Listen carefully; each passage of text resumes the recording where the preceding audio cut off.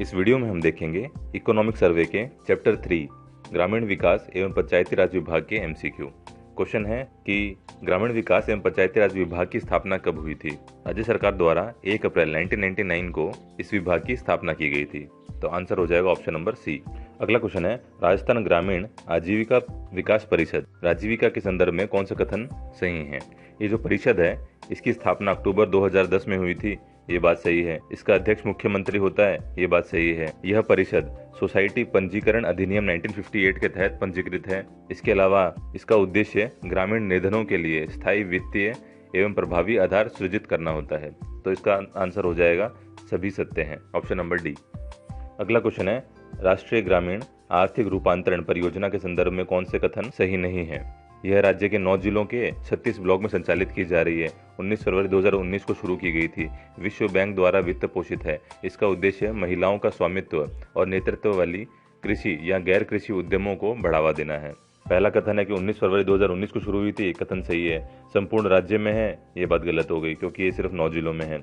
IFAD द्वारा है, ये बात भी गलत हो गई क्योंकि ये विश्व बैंक द्वारा है। इसका उद्देश्य महिलाओं के उद्यमों को बढ़ावा देना है, ये बात सही है। इसका मतलब कथन 1 और 4 सही है, ऑप्शन नंबर बी हो जाएगा।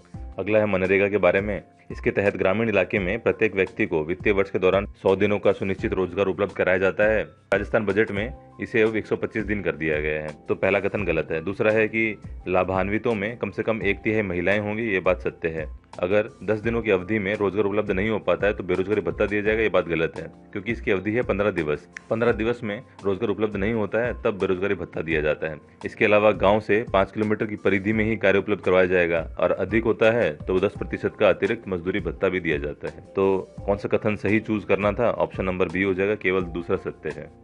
अगला है प्रधानमंत्री आवास योजना ग्रामीण के बारे में कौन सा कथन सत्य नहीं है। इसका शुभारंभ 20 नवंबर 2016 को उत्तर प्रदेश के आगरा से किया गया, ये बात सही है। प्रत्येक लाभार्थी को सहायता राशि 1,20,000 दी जाती है, ये सही है। स्वच्छ भारत मिशन के तहत शौचालय निर्माण के लिए 12,000 दिए जाते हैं, ये बात सही है। इसमें व्यय राशि केंद्र राज्य के बीच में अनुपात 50-50 का, ये बात गलत है। 60-40 का रेशियो होता है। इसके अलावा मनरेगा मजदूरी के अंतर्गत लाभार्थी को 90 दिवस की मजदूरी भी दी जाती है। अगला क्वेश्चन है एमएलए लैड के बारे में। यह योजना राज्य के केवल ग्रामीण, ये बात गलत हो जाएगी। अपने निर्वाचन क्षेत्र है, ग्रामीण और शहरी दोनों हो सकता है। इसके तहत 2.25 करोड़ है, ये बात गलत हो जाएगी क्योंकि 5 करोड़ रुपए दिए जाते हैं। पूछा था कौन सा कथन सत्य है, तो दोनों ही सत्य नहीं है। तो ना ही 1 ना ही 2, दोनों ही सत्य नहीं है। अगला क्वेश्चन एमपी लैड के बारे में है, कौन सा कथन सही है। यह योजना 23 दिसंबर 1993 को चालू हुई थी। आरंभ में ये ग्रामीण विकास मंत्रालय के अंतर्गत आता था, लेकिन 1994 से ये सांख्यिकी और कार्यक्रम क्रियान्वयन मोस्पी के अंतर्गत आने लग गया। संसद सदस्यों को प्रत्येक वर्ष 2.5 करोड़ रुपए की 2 किस्तें यानी 5 करोड़ की राशि वितरित की जाती है। प्रत्येक लोकसभा सांसद अपने संसदीय क्षेत्र में प्रतिवर्ष 5 करोड़ तक की राशि के कार्य हेतु जिला कलेक्टर को अनुशंसा कर सकता है। तो पहला कथन है कि 23 दिसंबर 1996, ये बात गलत हो जाएगी, 1993 था। दूसरा है नोडल मंत्रालय ग्रामीण विकास मंत्रालय, ये बात भी गलत हो जाएगी क्योंकि ये अभी मोस्पी सांख्यिकी मंत्रालय के अंतर्गत आता है। 5 करोड़ रुपए है, सही है। जिला प्रमुख को अनुशंसा नहीं करता है, जिला कलेक्टर को अनुशंसा करता है। इसमें सिर्फ ऑप्शन नंबर सी ही सही है, बाकी सारे कथन गलत है। अगला क्वेश्चन है मेवात क्षेत्र विकास कार्यक्रम राज्य के कितने जिलों में संचालित किया जाता है। मेव समुदाय मुख्यतः अलवर भरतपुर में है, तो ये अलवर भरतपुर जिले में 14 खंडों में क्रियान्वित किया जाता है। ये 86-87 से चालू है। क्वेश्चन है कितने जिलों में, तो आंसर हो जाएगा ऑप्शन नंबर बी, 2 जिलों में, अलवर भरतपुर। अगला क्वेश्चन है सीमा क्षेत्र विकास कार्यक्रम के बारे में है। यह केंद्र परिवर्तित कार्यक्रम है। यह 4 जिलों में गंगानगर, बीकानेर, जैसलमेर, बाड़मेर में शुरू किया गया है। इन 4 जिलों के 16 खंडों में है और इसका नोडल एजेंसी गृह मंत्रालय है। तो पूछा था कि कौन सा कथन सत्य है, तो दोनों के दोनों सत्य हैं। अगला क्वेश्चन है डांग क्षेत्र विकास कार्यक्रम के बारे में। चंबल वाले बीहड़ क्षेत्र में यह कार्यक्रम चलाया जाता है। 2005-6 से चलाया जा रहा है। 8 जिलों में है, सवाई माधोपुर, करौली, धौलपुर, बारां, झालावाड़, भरतपुर, कोटा, बूंदी। क्वेश्चन था कि कितने जिलों में संचालित है, तो आंसर हो जाएगा 8 जिलों में, ऑप्शन नंबर सी। अगला क्वेश्चन है महात्मा गांधी जन भागीदारी विकास योजना के संदर्भ में कौन सा कथन सत्य नहीं है। फरवरी 2020 में इसका नाम महात्मा गांधी जन भागीदारी विकास योजना रखा गया था, सही है। इसमें सामुदायिक संपत्तियों के निर्माण के लिए, रखरखाव के लिए जन भागीदारी सुनिश्चित करना होता है, ये बात सही है। राज्य सरकार द्वारा वित्त पोषित है। राज्य के ग्रामीण और शहरी, ये बात गलत हो जाएगी। ये सिर्फ ग्रामीण इलाकों में लागू की गई है। इस योजना के अंतर्गत कब्रिस्तान की चार दीवारी का निर्माण करने के लिए 90% राशि एवं अन्य सामुदायिक परिसंपत्तियों के निर्माण के लिए 70% राशि राज्य सरकार वहन करती है, ये बात सत्य है। तो इसका ऑप्शन नंबर सी गलत है, क्योंकि इसमें लिख रखा है ग्रामीण और शहरी दोनों में है, जबकि ये सिर्फ ग्रामीण के अंदर है। अगला क्वेश्चन मगरा क्षेत्र विकास कार्यक्रम संबंधित है।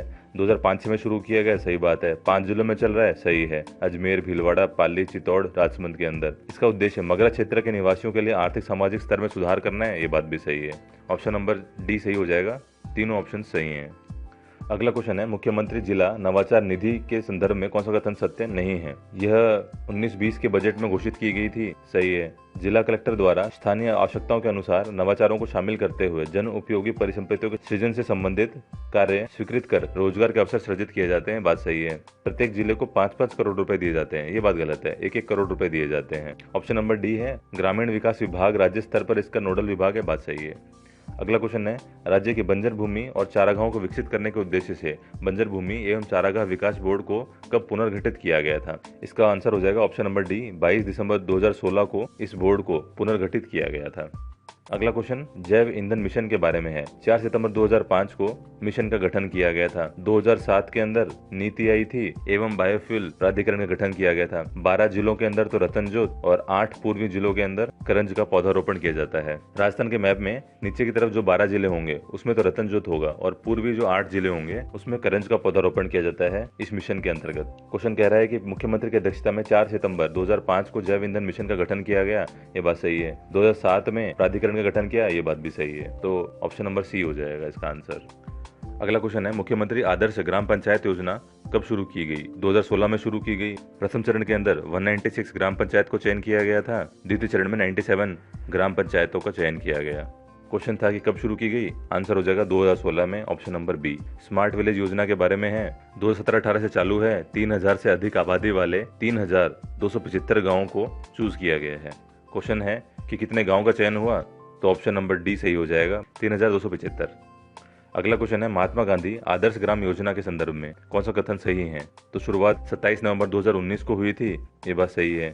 इसके तहत प्रत्येक जिले में 2 गांवों का चयन, ये गलत है, क्योंकि 1 गांव का चयन किया जाता है जिसमें गांधीवादी मूल्यों के अनुसार विकास किया जाता है।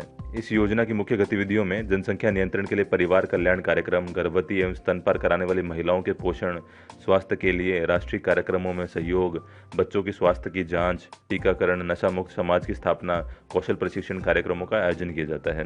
प्रत्येक वर्ष 14 नवंबर को मेरा गांव मेरा गौरव दिवस भी आयोजित किया जाता है। इसके अंतर्गत 22 जिलों में गांधी ज्ञान केंद्र पुस्तकालय का उद्घाटन भी किया गया है। क्वेश्चन था कि कौन कौन से कथन सही हैं, तो सिर्फ एक सही है, केवल एक सही है, ऑप्शन नंबर ए, क्योंकि ऑप्शन नंबर 2 में 2 गांव लिख दिए थे, जबकि ये 1 गांव को चयन किया जाता है। अगला क्वेश्चन है श्यामा प्रसाद मुखर्जी अर्बन मिशन के बारे में। 21 फरवरी 2016 को केंद्र सरकार द्वारा शुरू की गई। उस समय 3 वर्षों में 300 ग्रामीण विकास क्लस्टरों का निर्माण करने का प्लान था। प्रथम चरण के अंदर 5 क्लस्टर का चयन किया गया था। द्वितीय चरण के अंदर 6 क्लस्टर का चयन किया गया था। तृतीय चरण के अंदर 4 क्लस्टर का चयन किया गया था। इसके अलावा 2020-21 के अंदर जनजातीय क्षेत्र में एक अतिरिक्त क्लस्टर बड़ोदिया बांसवाड़ा का चयन किया गया। क्वेश्चन है कि कौन कौन से कथन सत्य नहीं है।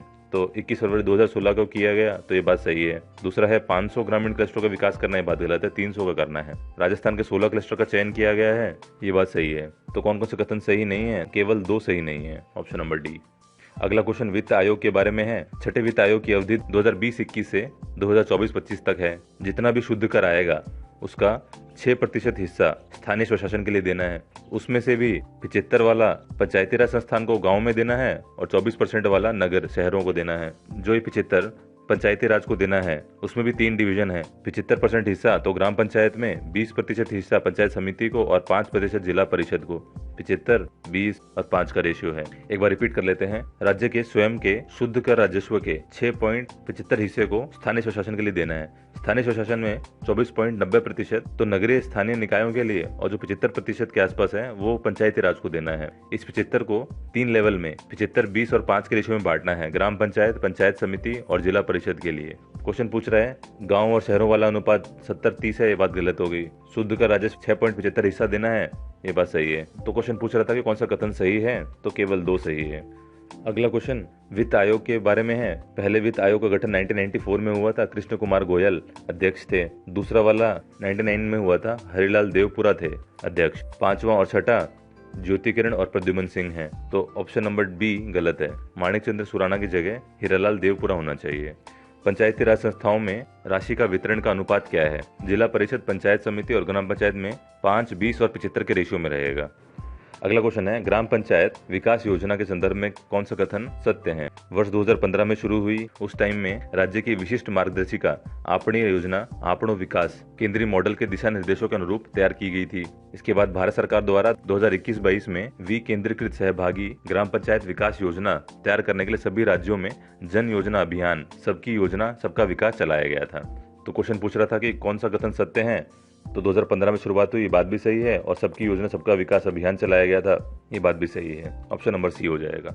अगला क्वेश्चन, प्रशासन गांव के संग अभियान के बारे में है, कौन सा कथन सही नहीं है? पहला कथन है कि शुरुआत 2 अक्टूबर 2021 को हुई, ये बात सही है। दिसंबर 2021 तक 10 लाख पट्टे जारी किए गए, बात सही है। इस अभियान का प्रशासनिक विभाग राज्य विभाग है, ये बात सही है। मॉनिटरिंग और समीक्षा ग्राम पंचायत स्तर पर होती है, ये बात गलत हो जाएगी। जिला कलेक्टर के स्तर पर होती है इसकी मॉनिटरिंग। अगला क्वेश्चन है, राजीव गांधी जल संचय योजना के बारे में। 20 अगस्त 2019 को योजना शुरू हुई थी, राज्य के 33 जिलों में चल रही है। प्रथम फेज की निर्धारित कार्य अवधि 2 वर्ष रखी गई है। क्वेश्चन है कि कौन कौन से कथन सत्य हैं? 13 दिसंबर 2019 को ये बात गलत है, 20 अगस्त 2019 को हुई थी। इसका उद्देश्य जल संचय करना, जल स्रोतों का विवेकपूर्ण उपयोग सुनिश्चित करना, बात सही है। पहला चरण राजस्थान के सभी जिलों में 33 जिलों में हुआ है, बात सही है। कार्य अवधि 2 वर्ष की है, ये भी सही है। क्वेश्चन पूछ रहा कौन कौन से सही है, तो 2, 3 और 4, ऑप्शन नंबर बी सही है। अगला क्वेश्चन है, राज्य में ग्रामीण सड़कों की कुल लंबाई कितनी है? तो ऑप्शन नंबर सी सही है, 1.83 लाख किलोमीटर ग्रामीण सड़कें हैं। अगला क्वेश्चन है, ग्रामीण गैर विकास प्राधिकरण रूडा के बारे में कौन सा कथन सही है? तो स्थापना नवंबर 1995 में हुई थी, ये बात सही है। ग्रामीण क्षेत्र के अंदर कृषि क्षेत्र को बढ़ावा देना है, ये बात गलत है। इसका नाम ही गैर कृषि वाला है, तो गैर कृषि क्षेत्र के अंदर कार्य करता है। तो कौन कौन से कथन सत्य हैं? केवल एक सत्य है। ऑप्शन नंबर 2 में गैर कृषि लिखा होता तो ऑप्शन नंबर 2 भी सत्य होता। इसी के साथ ही ये वीडियो कंप्लीट होती है। मिलते हैं अगले वीडियो में।